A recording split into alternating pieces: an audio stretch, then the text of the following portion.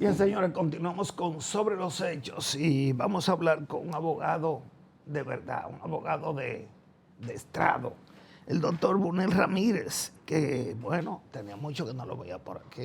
¿Cómo está? Pero como siempre, un honor, todo tranquilo y presto para conversar con usted y su público. ¿Cómo van los tribunales?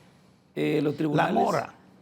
bueno, la mora judicial, dice el presidente de la Suprema, que ha minorado prácticamente en cero en sentido general. Apenas 1% de tribunales no está todavía en una mora apreciable. Pero no sé si el amor es más importante que el fondo de lo que ocurre en las decisiones. El tema de la mora es una distracción.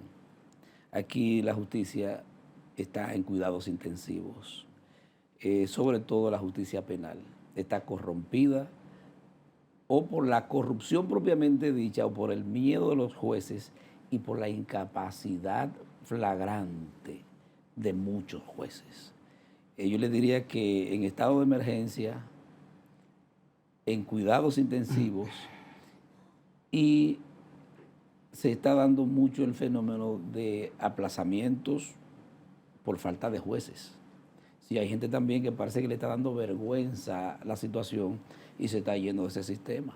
Sí, nadie aguanta el atolladero, para decirlo en buen dominicano, en que está la justicia penal en este país. Es una realidad, es lamentable, obviamente, como en todo, hay jueces probos, jueces preparados, y más que preparados, preocupados por el Estado de Derecho, pero hay otros que simplemente están cobrando un sueldo, que yo entiendo que ni se lo ganan.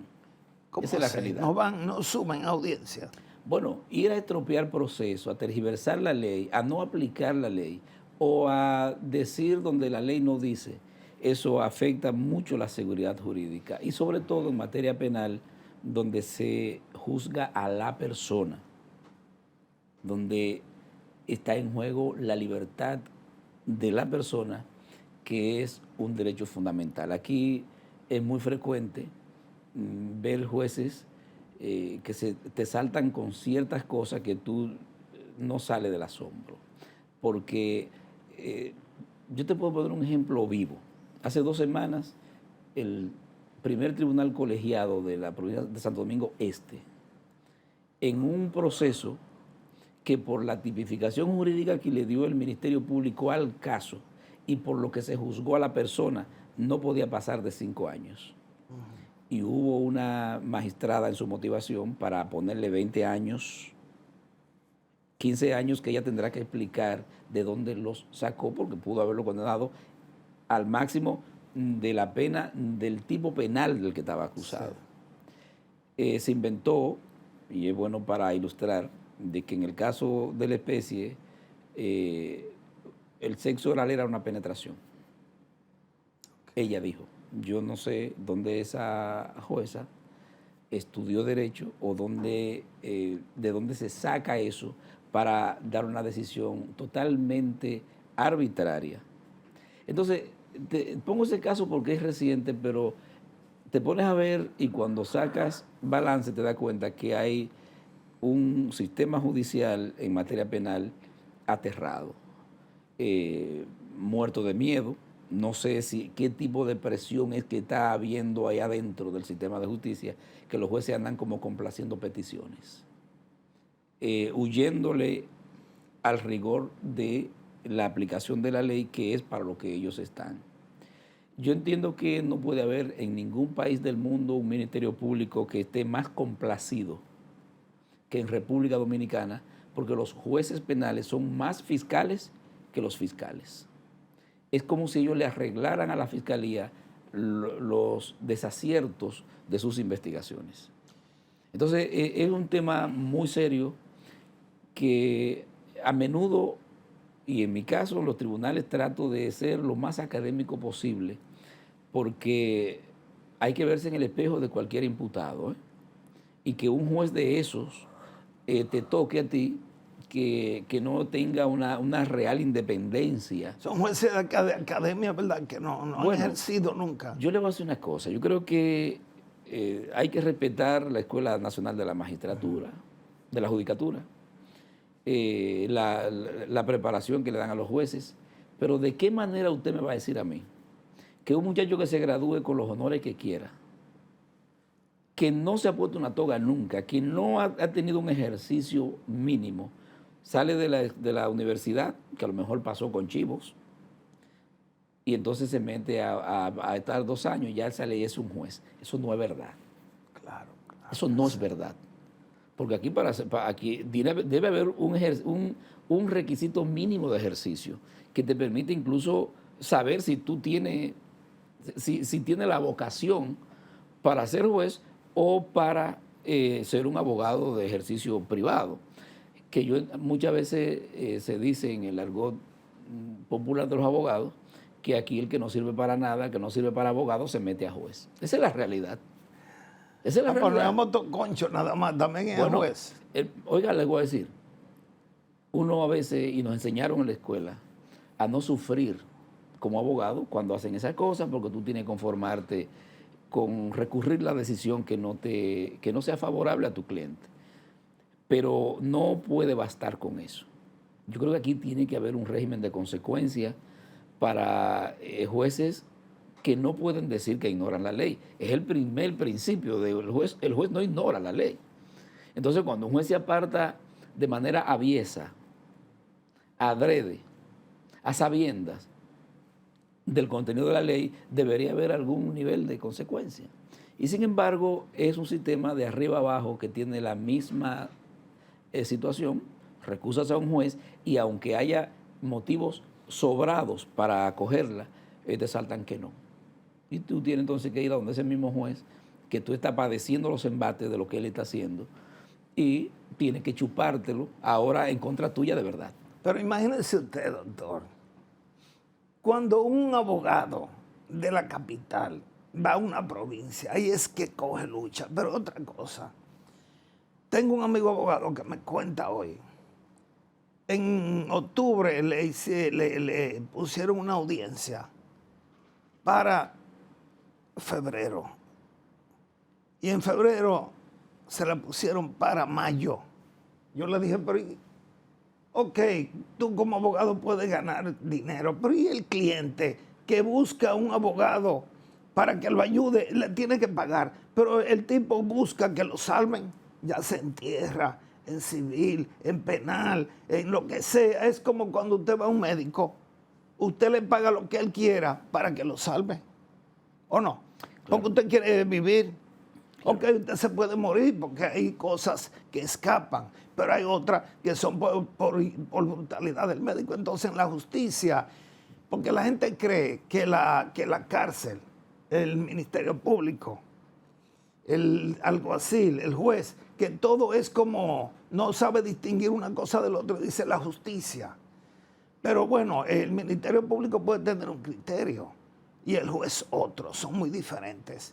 Y ahí caigo en eso. Se sienten en el limbo, ustedes los abogados, pero también el cliente.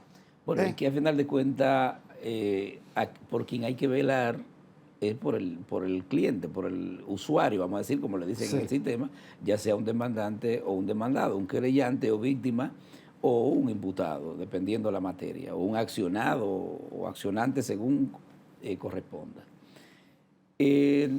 La Constitución dice que la justicia debe ser oportuna. Y si te pones a ver entonces, la mayoría de los procesos están en contra de la Constitución, porque es uno de los primeros aspectos a considerar en el debido proceso. El artículo 69.1 de la Constitución. Se tiene derecho a una justicia accesible, oportuna y gratuita. Desde ese punto de vista, es como si se te negara el acceso a la justicia. Obviamente no es oportuna y en muchos aspectos no es gratuita porque tú pagas para todo aquí. Claro. Todos esos impuestos judiciales o tasas judiciales son inconstitucionales porque es la Constitución que dice que es accesible, oportuna y gratuita. Entonces, ¿por qué hay que pagar para una certificación de una sentencia? Bueno. Para que te digan si ha habido un recurso o no lo ha habido, etcétera. Violación a la Constitución. Por ahí comienza. Entonces, ni es accesible, ni es oportuna, ni es gratuita. Entonces, para la materia penal, el tema del sentido oportuno, el término oportuno, se traduce en el plazo razonable. Pero yo quiero que usted sepa que al plazo razonable aquí se le han puesto 1.100 trabas por decisión de la Suprema e incluso por el Tribunal Constitucional. El tema de la duración máxima de los procesos, que dice que son 4 años. Entonces aquí te dicen que si tú recurriste, va a tu cuenta, no se te descuenta en tu contra. Aún habiendo hecho uso de las vías recursivas a las que tienes derecho, te penalizan y dicen, no, tú apelaste.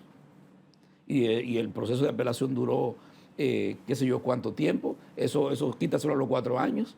A final de cuentas tú tienes proceso con 7, 8, 9 años que no hay un juez que se atreva a dictar su extinción por duración máxima del proceso. Pero yo creo que tú sepas que, por ejemplo, yo tuve un caso hoy, el día de hoy, en un tribunal de Santo Domingo de una situación que es de acción pública a instancia privada.